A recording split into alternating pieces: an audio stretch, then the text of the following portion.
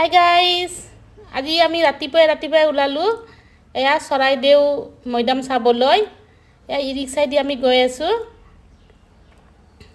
Guys চাওক, এয়া আমি চৰাইদেউ মৈদাম আহি পালোঁ। ইয়াতে চাবলগীয়া বহুতো আছে। প্ৰথমবাৰৰ বাবে আহিছোঁ। গাইজ সঁচাকৈ আমাৰ অসমত যে ইমান ভাল ভাল ঠাই আছে ফুৰিবলৈ, ভবাই নাছিলোঁ। এয়া চৰাইদেউ মৈদাম।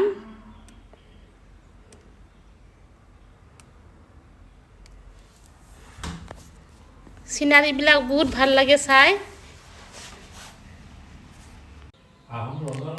গাইজ এয়া চাওক, এয়া আহোম ৰজাসকলৰ সমাধিস্থল।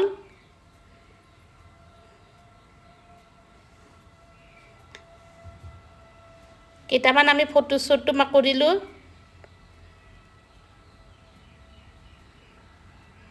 তাৰপিছত আমি আহি থাকোঁতে কাৰেংঘৰত সোমালোঁ। এয়া কাৰেংঘৰ। ইয়াতেও চাবলগীয়া বহুতো বস্তু আছে। এয়া আমি ভিতৰলৈ সোমাই গ'লোঁ। এয়া গাইজ চাওক, ভিতৰটো ইমানেই ঠাণ্ডা, মানে বাহিৰত ইমান গৰম যদি ভিতৰত অনুভৱেই নহয়।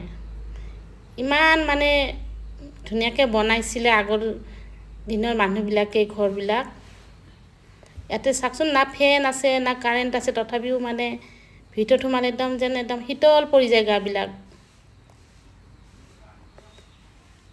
চিনাৰীবিলাক চাওকচোন, ভিউবিলাক কি ধুনীয়া ভিউ। ইয়াতে আমি অকণমান ফটো ল'লোঁ, অকণমান চাৰিওফালে চালোঁ।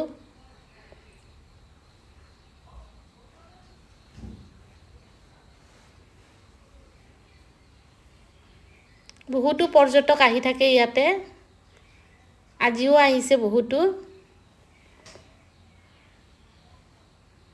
তাৰপিছত আমি উভতি আহি এয়া ৰুটি খালোঁ। খাই পেলাই আমি আকৌ লজলৈ আহিলোঁ। এইজনী আমাৰ চুকাফা বাইদেউ।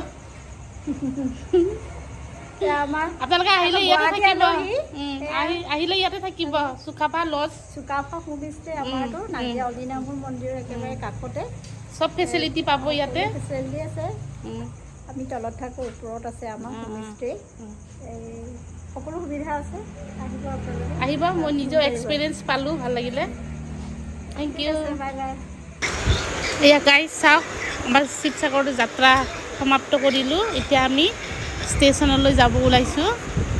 ৰাতি 8:30 বাজে, 10টা বজাত আমাৰ ট্ৰেইন আছে। এয়া আমি ৰিক্সালৈ ৰখি আছোঁ। শেষত আমি ষ্টেচন আহি পালোঁ, এয়া শিমলুগুৰি জংচন। এতিয়া আমি ট্ৰেইন আহিলে যাম আৰু। গাইজ মোৰ চেনেলটো ছাবস্ক্ৰাইব কৰি দিব। থেংক